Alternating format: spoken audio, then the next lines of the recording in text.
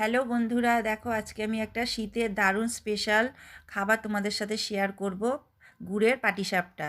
তাই জন্যে পাটিসাপটাটা করার জন্য পুরটা আমি আগে রেডি করে নেব। তা নারকেলটা কুড়ে ওর মধ্যে আমি নারকেলের এই খেজুর গুড়ের পাটালিটা আমি দিয়েছি, এইটা দিয়ে আমি পুরটা রেডি করব। তাই দেখো আমার রেডি হয়ে গেছে। এবার আমি ব্যাটারটা করার জন্যে 2 কাপ সুজি আর ওই 2 কাপ ময়দা নেব। মাপটা যদি ঠিকঠাক নাও তাহলে তোমাদের কোনো অসুবিধা হবে না, তুলতে ইজিভাবেই উঠে যাবে। তো এর মধ্যে দেবো এবার লবণ আর দেবো গুড়। যেহেতু আমি এটা গুড়ের করব ওই জন্য আমি গুড় দেব। আর দেবো দুধ। দুধটা দিলে ভালো টেস্ট হয়। দুধটাকে আমি আগেই জাল দিয়ে ঠান্ডা করে রেখে দিয়েছিলাম। গরম দুধ দেবে না, দুধটাকে ঠান্ডা করে এই দিয়ে ব্যাটারটা গুলবে। দেখো আমার গোলা হয়ে গেছে। এবার আমি এটা মিক্সির জারে একটু ভালো করে পেস্ট করে নেব, যাতে কোনো ডলা না থাকে, একদম মোলায়েম যেন হয়ে যায়। দেখো আমার হয়ে গেছে ব্যাটারটা রেডি। এই রকম ঘনত্বের করবে, খুব গাঢ়ও করবে না, খুব পাতলাও করবে না। যদি মনে হয় গাঢ় হয়ে গেছে একটু তোমরা জল দিতে পারো। তাই দেখো আমার রেডি। এবার আমি প্যানে বসিয়ে দিয়েছি, প্যানটা গ্যাসে দিয়ে ওর উপর থেকে তেল ব্রাশ করে দেবো।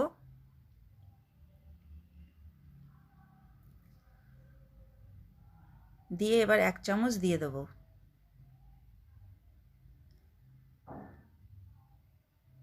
দিয়ে ভালো করে চারিদিকটা গোল করে ঘুরিয়ে আর ওপর দিয়ে ঢাকা দিয়ে দেবো একটা, গ্যাসটাকে আস্তে করে।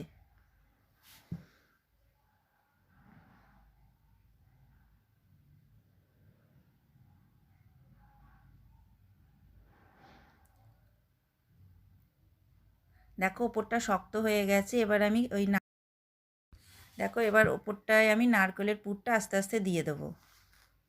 তা শীতকালে তো এটা খেতে ভালোই লাগে, আর অনেকের ঘরেও হয় প্রায়। এটা মানে খেতে দারুণ লাগে, আর ঘরে ঘরেই এটা হয়। তা সহজে উঠে গেলে কিন্তু করতে ভালো লাগে, আর আটকে আটকে গেলে দেখবে ভালো লাগে না করতে। তা দেখো আমারগুলো কিন্তু খুব সুন্দর উঠেছে, একটাও আটকায়নি।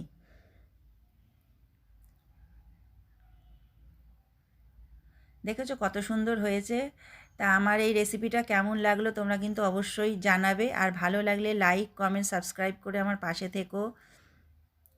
সবাইকে মকর সংক্রান্তির অনেক অনেক শুভেচ্ছা রইল। দেখো কত সুন্দর হয়েছে, একদম জালি জালি হয়েছে পিঠেগুলো। তা সবাইকে অনেক শুভেচ্ছা রইল, আর আমার ভিডিওটা দেখার জন্য অনেক অনেক ধন্যবাদ তোমাদের। সবাই খুব ভালো থেকো।